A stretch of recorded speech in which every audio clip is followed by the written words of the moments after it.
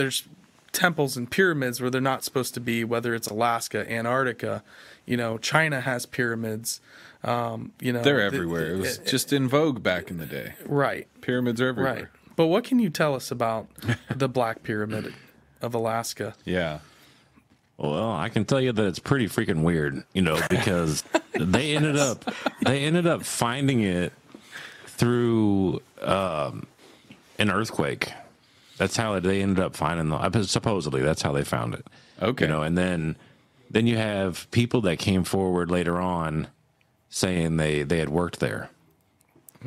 So, and then how it was off to the east somewhere. I can't remember the exact location where it was, but there's so much lore and rumor behind it. And then recently we just saw a post about it, how somebody is apparently coming forward saying that they figured it out, because a lot of the people from the past were saying it was able to produce large amounts of energy. Mm-hmm. So much so that it could power Alaska and all of Canada, just the one pyramid. I remember hearing that in the episode. Okay. Yep. Yeah. And then, wow, you have them coming out now saying that there's a possibility that this is putting a damper on human consciousness, that's what these pyramids are designed to do. Like so it goes, yes. So it goes back and forth, right? Because that's wild. In digging into that, it turned me on to a bunch of other pyramids. And you have scientists who have done research, and supposedly if you were to put crop inside these pyramids, it increases the yield of them.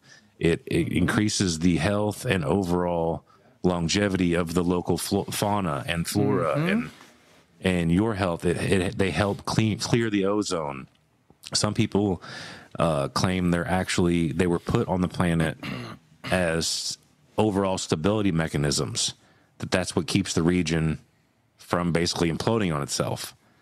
So there's tons and tons and tons of insane lore behind these pyramids. And we've also heard some of them were used as teleportation devices.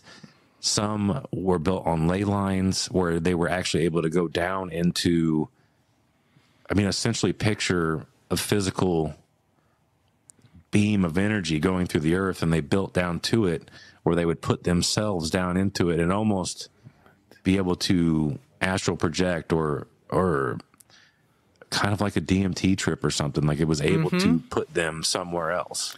Right. Like their consciousness was transported into this higher dimensional frequency, if you will. Like you're basically like tuning your consciousness to this literally like it's a big amplifier. DMT land. It's like the amplifier from Back to the Future when he strikes that one note. It's like it's all this power, but in this space where it kind of conducts through that person. And that's wild. I was going to ask. It's all sound. It's all this unknown technology of sound, vibrational, this frequency. The pyramids, it always comes back to this hidden energy source.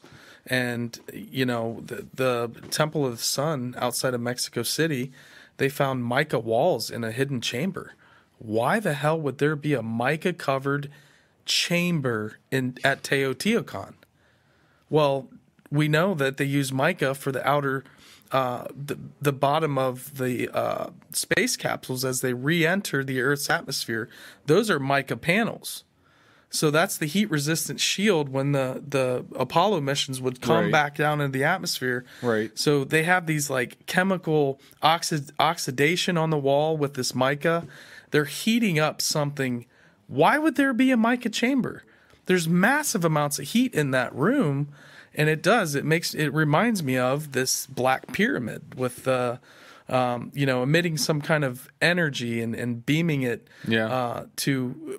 Ross Hamilton talks about the earthworks here in Ohio.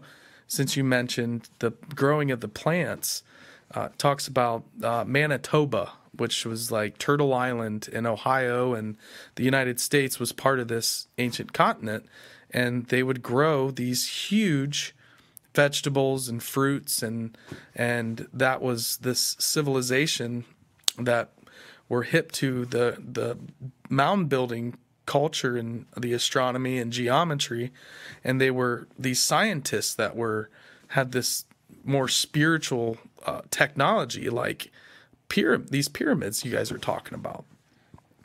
So, you know, just the overlapping keeps coming back. Yeah, and everything almost goes circular. It seems like, right? I was wondering. So you got the Alaskan Black Pyramid. You hear the conspiracy that there's a pyramid in Antarctica. We obviously have pyramids in Egypt. We have pyramids, again, across the globe. But I'm thinking, I just watched this video on superconductors and how you have to, you know, cool them to like sub-zero temperatures, etc. So you have these pyramids in Antarctica and maybe Alaska, maybe. How crazy is that to think if you are producing energy, you possibly need it in all these different regions, and maybe those are the energy producing ones. And I don't know, it just gets my brain thinking. Things we're stumbling across now that we know we have to do to achieve certain, you know, technological and physics breakthroughs.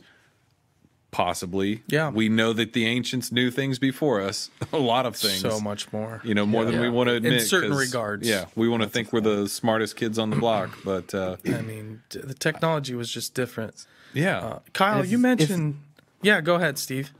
Oh, I was going to say, if they are set up and to suppress human consciousness, they're spaced out. They're in every continent. If that one is in Antarctica, they're spaced out perfectly to just kind of mask the whole population of the planet, like a pyramid kind of just mesh network of, you know, yeah.